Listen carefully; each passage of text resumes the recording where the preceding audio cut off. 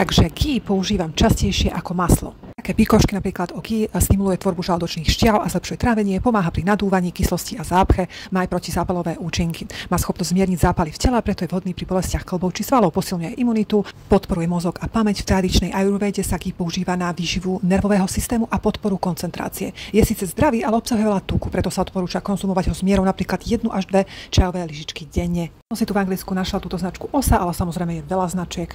Verím, že veľa z vás sú šikovné gastrinky a dokážete si ho vytvoriť aj sami.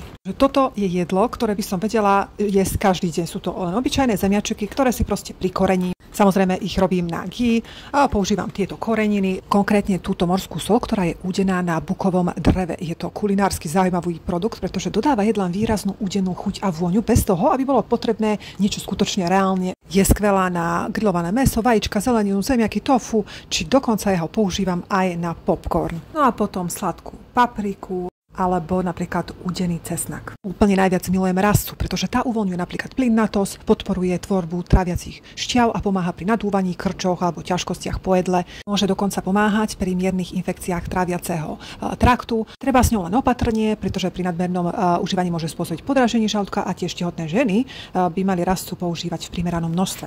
A ďalej je tu moje milované kimči. Kimči je tradičný korejský fermentovaný pokrm, zvyčajne pripravený z čínskej kapusty, reďkovky, cesnaku, zázvoru, červenej papriky a ďalších prísad, no a vyrába sa fermentáciou pomocou prospešných baktérií, hlavne laktobacillov, podobne ako pri kyslej kapuste. Obsahuje dokonca vitamín C a pomáha predchádzať nadúvaniu, zlepšuje peristaltiku a vyprázdňovanie čriev, pomáha aj pri chudnutí, má nízky obsah kalórií, ale vysoký obsah vlákniny. Fermentácia môže podporiť napríklad aj metabolizmus tukov. Podporuje imunitný systém, a to vďaka kombinácii vitamínov, fermentácie a cesnaku.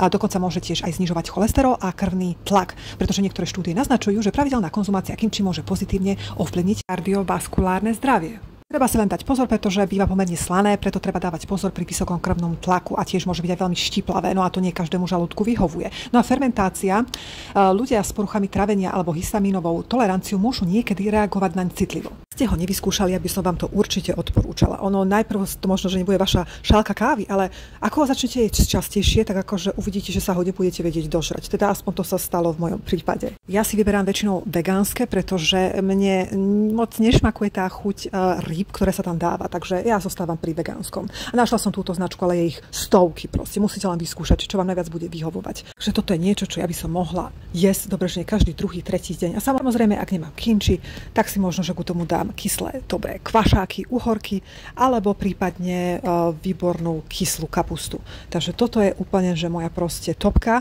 Ja som asi veľmi zaťažená na takéto fermentované veci. Myslím si, že to je pomerne zdravé a mne toto jedlo vždycky napraví moju črevnú flóru, proste keď mám nejaké, neviem, žalúdočné problémy alebo čo, tak stačí proste, že dám si toto a jednoducho potom som úplne, že fit.